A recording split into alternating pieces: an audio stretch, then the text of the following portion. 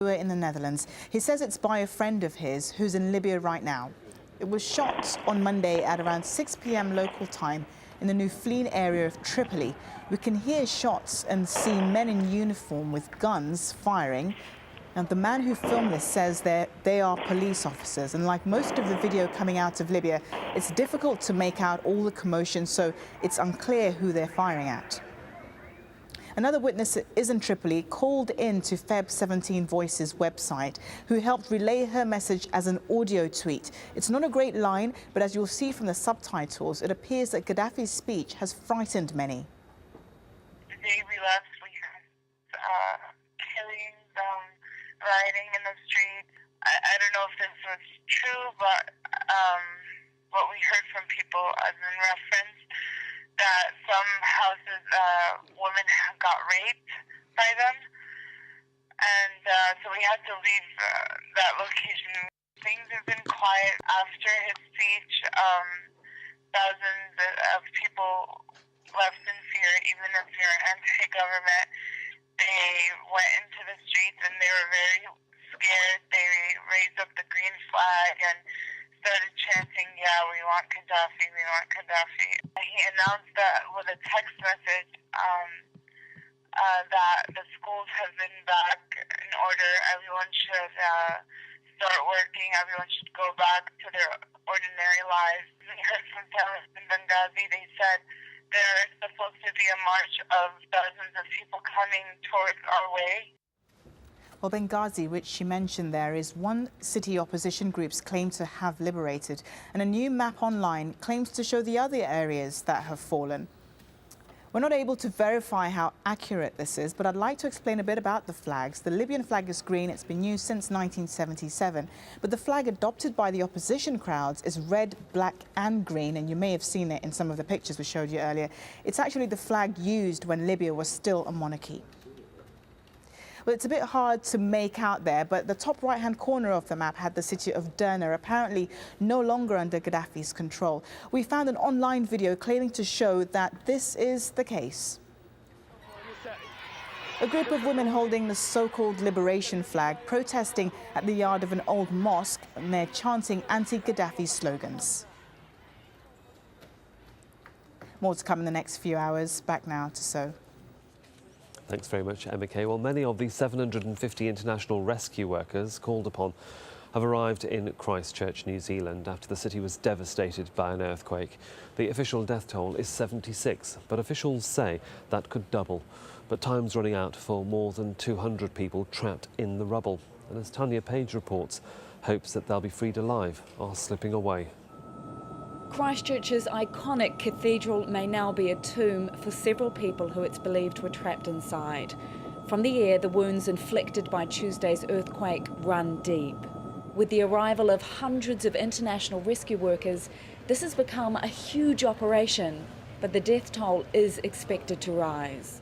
Now we've got the capability of going out and doing searches in areas where there may still be people trapped that hitherto in smaller numbers that hitherto we haven't been able to address. So that's the first thing, and of course that will spread right across the city into the suburbs and areas such as that we haven't had the resources to do so far.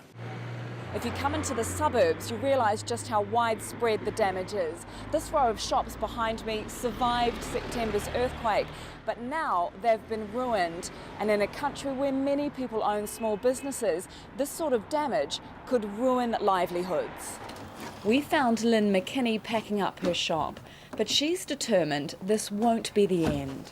Definitely moving to new premises and, re-establishing my business. Got too much to lose.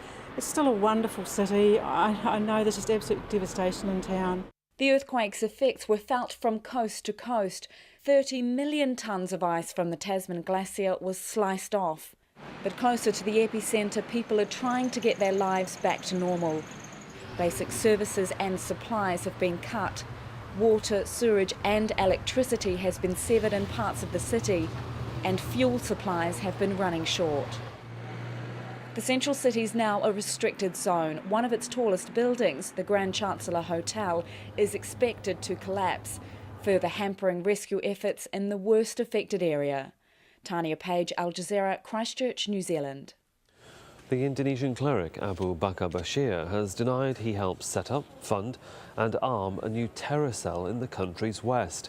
The 72-year-old imam has been appearing at a South Jakarta court on Thursday. Bashir told judges he was the victim of a US conspiracy. Prosecutors say the cell was planning attacks on foreigners in the Indonesian capital. It was also allegedly planning to assassinate the country's president.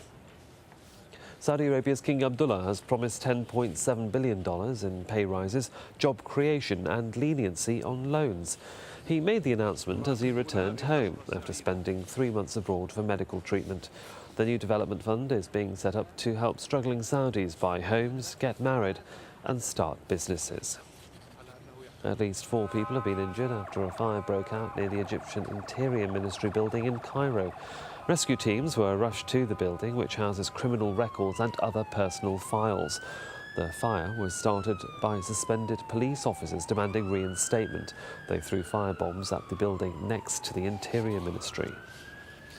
And Egypt's new cabinet has met for the first time, with security and food supplies topping the agenda. The cabinet also discussed the situation in Libya and evacuation of Egyptians from the country. It's been under attack from the Muslim Brotherhood and others who want to purge it of ministers appointed by Hosni Mubarak. 7 people have been injured in clashes in the Greek capital, Athens.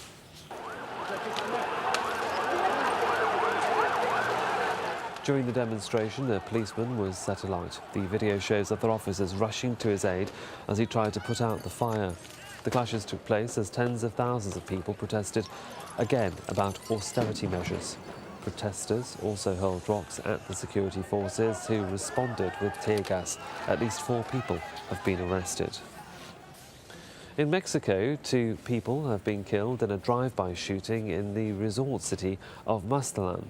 The attack took place in a hotel car park. Many foreign tourists were in the area when it happened. Several cruise ship companies are cancelling their stopover tours in the city. And tourism in Mexico's famous tourist destination of Acapulco is also suffering from a rise in violence. More people were killed last weekend as rival drug gangs battled on the streets. All this comes as the coastal city hosts a major international sporting event. Mariana Sanchez has more. It is known as Mexico's Jewel of the Pacific, but the outlook is bleak. Violent incidents in Acapulco are increasing. 18 people killed over one recent weekend. Organizers of an international tennis tournament warned competitors to stay indoors when not playing. We've been warned. I come from Argentina, also a dangerous place. I like this tournament and never hesitated to come. Obviously, I'm going to comply and keep myself at the hotel. We're all concerned about security, but can't stay at home because of it. There is a heavy security presence in the city. There has been for several months.